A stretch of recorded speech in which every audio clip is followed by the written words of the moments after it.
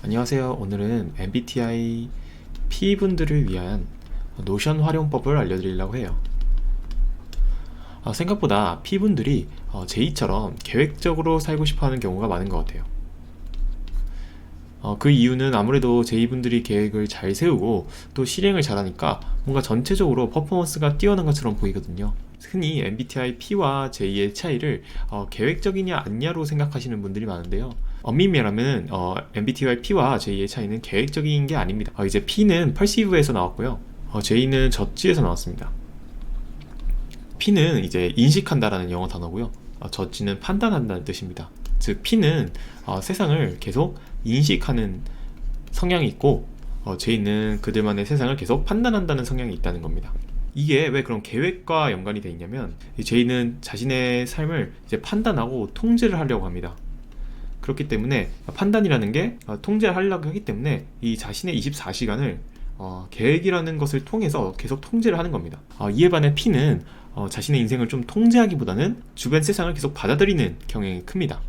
그렇다고 뭐 P분들이 전혀 계획을 안 한다, 이건 또 아닙니다. 여행 계획을 짤 때 이제 목적지랑 비행기표 정도는 다 예매를 하고 가니까요. 다만 아직 그 여행지에 가본 적이 없으니까 미리 가서 뭘 할지 세세한 계획을 짜는 것을 부담스러워하는 겁니다. 그때 가서 또 어떤 변수가 있을지 모르니까 너무 세세한 계획을 세우지 않는 것이고, 이처럼 P와 J의 성향이 다르니까 어느 성향이 우세하다 뭐 이런 식으로 말할 수는 없습니다. 왜냐면 둘 다 일리가 있는 행동이니까요. 문제는 인간이 사회적 동물이라는 것입니다. 여러 사람이 동시에 여러 가지 일들을 서로 상호작용을 하기 때문에 어느 정도의 규칙과 계획이 필요합니다. 예를 들면 저희가 매일 타는 버스를 예시로 들어볼게요. 만약에 버스 기사님이 자신이 P 성향이라면서 그때그때 시간표 없이 눈치껏 임기응변으로만 버스를 운행하면 어떻게 될까요? 그때그때 상황에 맞추어서 버스 정류장의 위치를 바꾸면 어떻게 될까요?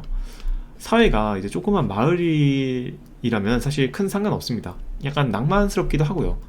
그런데 아무리 서울 같은 이제 인구 1000만 가까이 되는 도시들은 이런 식으로 그때그때 너무 계획이 바뀌게 되면 사회적으로 혼란이 발생하게 됩니다.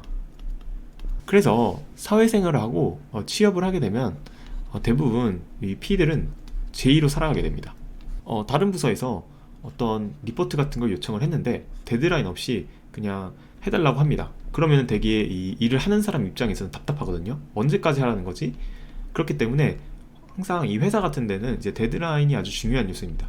언제까지 무조건 해야 되는 이런 게 필요하기 때문에 P분들이 하는 것처럼 그냥 그때그때 상황에 맞춰서 뭔가 바꾼다, 이거는 그 회사 레벨에서는 조금 어렵습니다. 그래서 실제로 제가 만나본 많은 P분들이 페르소나 같은 걸 쓰면은 J처럼 보인다고 합니다. 왜냐면 그래야 살아남을 수가 있습니다. 물론 혼자 일하거나 이제 취미 활동을 할 때는 혼자 뭐 P처럼 살아도 상관이 없습니다. 아무도 뭐라 하지 않으니까요. 그런데 생각보다 많은 P분들이 J처럼 살고 싶어 하세요. 왜냐면 이제 J분들이 좀 계획 잘 세우고 실행력이 좋으니까 개인적인 삶에서도 뭔가 J 성향이 되게 유리해 보입니다. 뭐 예를 들어 사회생활 뿐만 아니라 취미활동이라고 하더라도 뭐 골프를 친다, 그럴 때도 사실 그냥 그때그때 취미를 계속 바꾸는 것보다는 계획적으로 이 골프를 일주일에 얼만큼 연습할 건지 몇 년 정도 할 것인지 뭐 그런 것들을 이제 몇 년 하다 보면 이제 거의 준 전문가가 됩니다. 준 프로가 됩니다.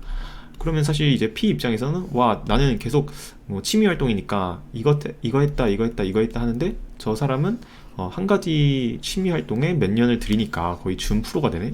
뭔가 퍼포먼스가 더 뛰어나 보이긴 합니다. 그리고 요즘은 이제 프리랜서나 뭐 크리에이터 이런 걸 하면서 혼자 일하는 경우가 많은데, 이런 경우에도 약간 데드라인 직전에 업무를 완성하는 것보다는 미리미리 계획하고 진행해야 마지막에 일이 몰리는 것을 방지할 수가 있어요. 그래서 오늘은 어떻게 P분들이 계획적으로 살기 위해 노션이라는 툴을 사용할 수 있는지 알아보겠습니다. 네, 저는 이제 노션이라는 생산성 관리 툴을 사용하는데요. 이 화면은 제가 만들어 놓은 노션 대시보드입니다. 뭐 여러 가지 페이지들이 있는데 일단은 퍼스널 칸반이라는 업무 관리 프레임워크만 소개를 드릴게요. 저는 이 노션의 데이터베이스 기능을 이용해서 이 퍼스널 칸반 보드를 만들었는데요. 계획을 이제 크게 두 가지로 정할 수가 있어요. 이 카드를 하나하나를 이제 칸반 카드라고 하는데, 이 업무와 이제 시간, 이 두 개를 핵심으로 잡고 있습니다. 예를 들면 이제 유튜브 1편을 저는 이제 11월 15일까지 만들겠다는 뜻이고요.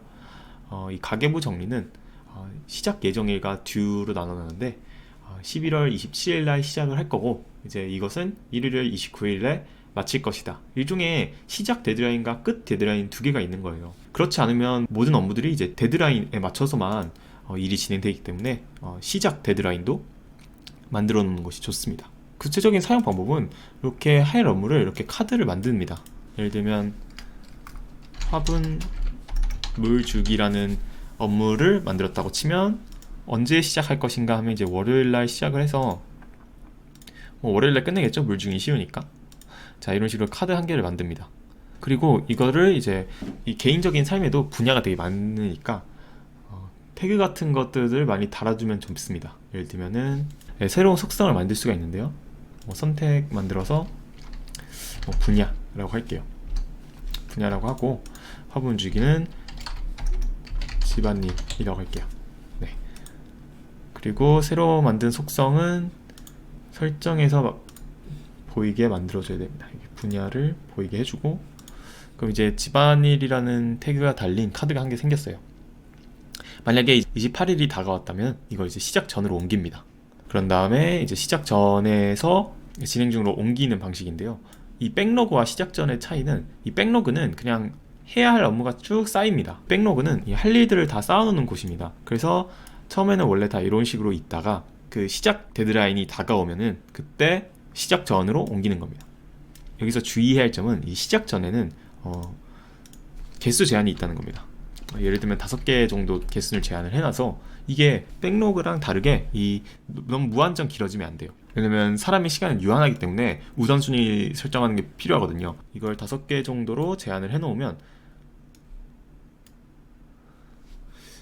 여기서만 고르게 되는 거죠. 이게 너무 무한해지게 되면 어떤 일을 해야 될지도 사실 일이에요. 그래서 이렇게 시작 전 5개, 최대 5개 정도를 만들어 놓고 업무를 시작하면 이걸 진행 중으로 옮깁니다. 그래서 이 진행 중은 실제로 내가 하고 있는 업무들이고요. 진행 중도 이렇게 개수 제한을 걸어 놓는 게 좋죠. 3개 이런 식으로. 그런 다음 이게 일이 처리가 다 됐다면 완료 칸으로 옮기는 겁니다. 그래서 이렇게 완료 칸을 점점 이렇게 옮기게 되면 내가 어떤 업무를 시간 순으로 했는지가 나옵니다. 그래서 일종의 일기나 업무 히스토리로 사용할 수가 있죠.